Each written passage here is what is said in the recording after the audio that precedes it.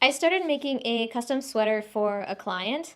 I did some initial swatches to test fabrics. My customer wanted a solid black sweater with a design in it. So I started with 2 different black yarns in a birdseye jacquard. Unfortunately, they don't look different enough, so the pattern doesn't really show very well. Then I tried some contrasting with the black and white and some maroon and some melange maroon like this. And then I also did a jersey swatch just to test some other melange sort of effects.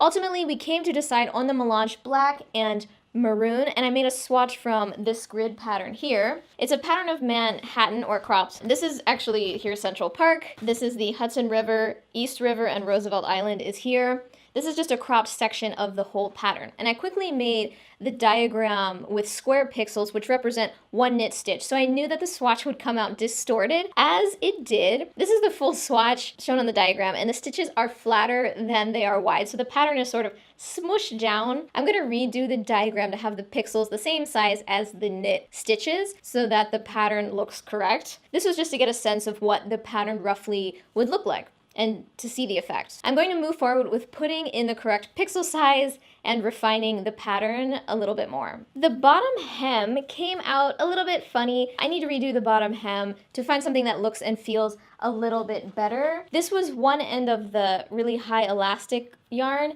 and one end of this sort of like twisted boucle black yarn. And I found this swatch that looks a lot cleaner. And if the client is okay with it, I'm gonna just have the purple yarn in the beginning, no plating, just by itself, like this pink yarn is the same thing. So make sure that the hem doesn't bag out and it really just keeps the hem in good shape. So I'm gonna re-practice that like this swatch. I had a little bit of trouble with the mixed yarn, this section, the mixed maroon and black, feeding through the feeder on the machine. I fed them through the same feeder, which didn't work well because the maroon yarn is a little bit stretchy and the black yarn has absolutely no stretch at all.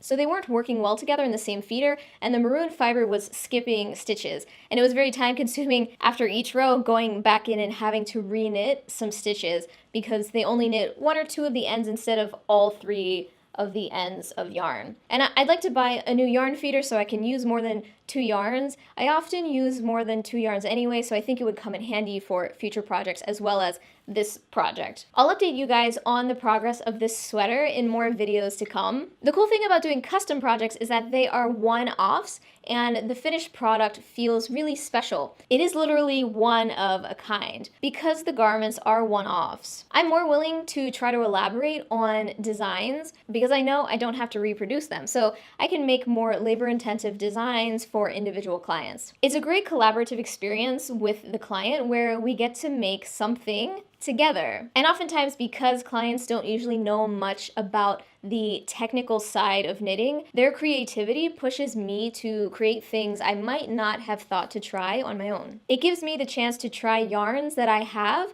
but couldn't possibly get enough of if I were to reproduce a whole collection. So I can use recycled yarns where I have 1 cone and that's it, but that's enough for 1 sweater. So I have a few more yarn options than if I were designing a whole collection. Let me know below if you could design your own sweater, what would you do? An ugly Christmas sweater? Maybe sort of like a luxury fancy sweater? Thanks for watching. Share with your knitting friends and share with your non-knitting friends and subscribe.